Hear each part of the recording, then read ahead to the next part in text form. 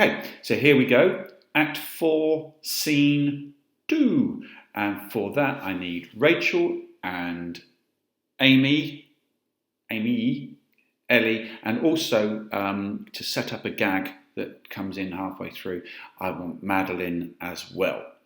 So if that could all go out, that would be brilliant. So this scene then, basically it's all about sibling rivalry, the two sisters having a little bit of a go at each other. Rachel, of course, very, very upset with what I can't stop my head doing that way. Yeah. Rachel being very upset with what she thinks is going on with Antipholus and his loss of feelings for her and the way that he's treated her. Unhappy with the fact that his feelings seem to be transferred to Luciana. Luciana, of course, not wanting to do the dirty on her sister in any way, but actually being quite flattered by Antipholus' attentions because, yeah, she quite likes him, as younger sisters often do. Rachel, of course, you're very confused about your feelings for everything that's going on. You just don't understand it. As far as you were concerned, you've been in a happy marriage. And although you have just spent the afternoon with someone who you think is your husband, you're still very, very unsure about things. And we'll keep using the idea of you never really not having a drink in your hand, a bit like Anne Diamond, really. Also during the scene, there are going to be 2 or 3 cuts of some lines and things, but I shall come to those and tell you about those when we reach them, if that's all okay.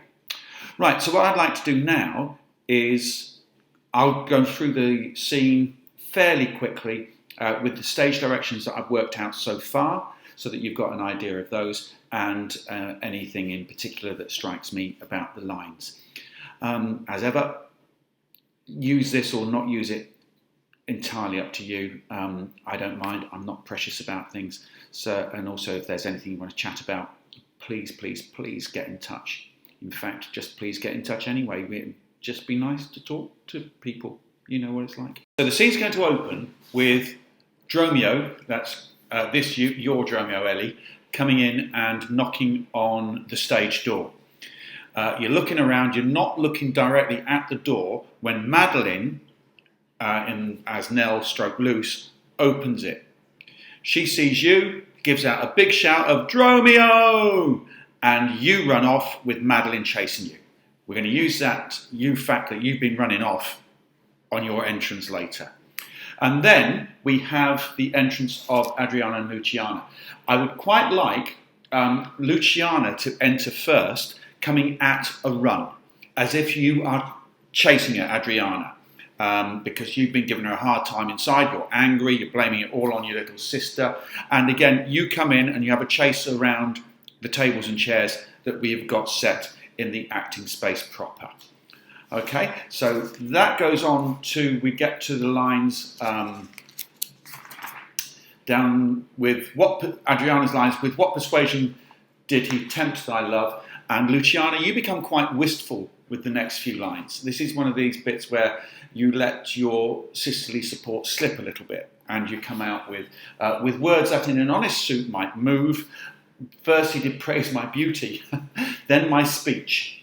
And Adriana, that really gets your goat. All right, Rachel, that really irritates you. So you pinch Luciana's arms. She lets out a scream and comes out with the line, sister, have patience, I beseech. Okay, so it just ties that in quite nicely and shows a certain shrewishness in your nature, which I think could be fun. So, and then you've got another couple of, another speech each, and then we have Dromio's of Syracuse's next entry. And I want you to come in, Dromio, Ellie, as if you have just run a marathon.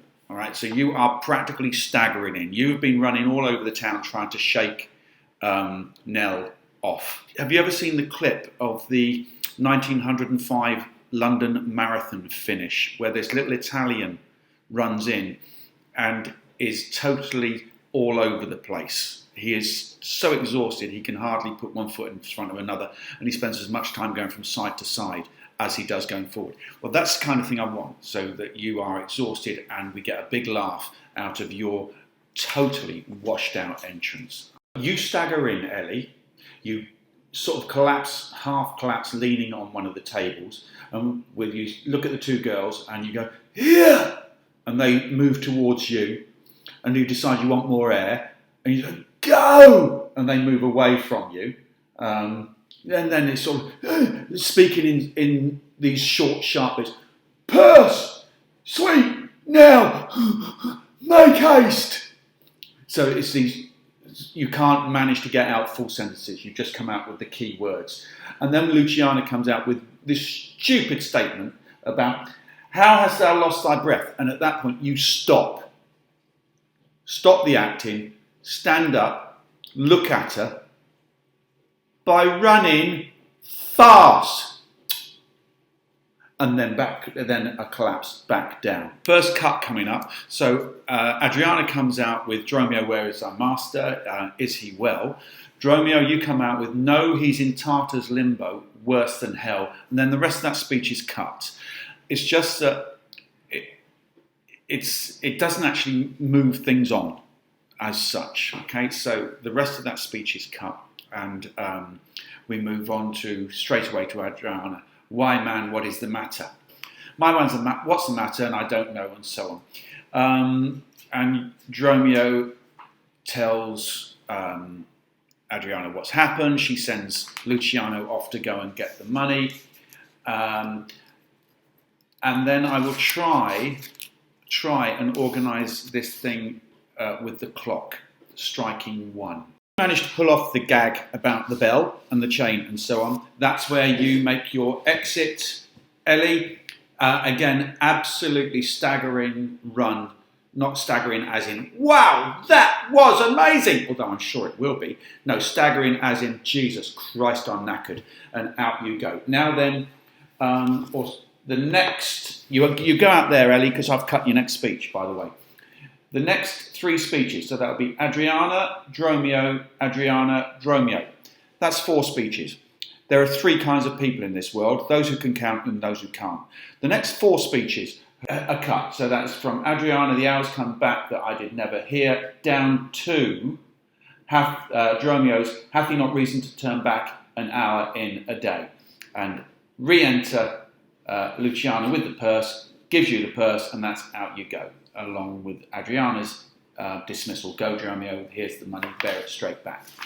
Okay, and that is the end of the scene. Hope that last bit didn't get too confusing. I think it's fairly straightforward. So we have the gag about the bell sounding and Dromio's line, no, the bell, 'tis time that I were gone. It was two ere I left him, and now the clock strikes 1. Re-enter Luciana with the purse. Adriana, go, Dromio, there's the money, bear it straight and bring my master home immediately. Come, sister, I'm pressed down with conceit my comfort and my injury. And then you two go back into the house. Dromio does his exit. And that's it. That is 4-2. Next scene, 4-3, is actually quite short. And I will take a look at it. And I may get one of these out quite quickly, and so that we can have a go at that as well on Thursday. If this has been useful, let me know, because I'll keep on doing them. If it's not useful, think, yeah, Jeff, it's all right, but, you know, I'm getting on with it anyway. Tell me, and I'll do it for my own amusement. So that's it. Look forward to speaking to you on Thursday. I'm planning to split this scheduled read through, so because you're not in the first part, girls, so I shall go with the Act 4-1 to start with for the first 40 minutes or so, and then give you guys a call. I shall let you know roughly what time, if that's suitable. Okay, speak to you soon. Bye-bye. Don't forget to wash your hands.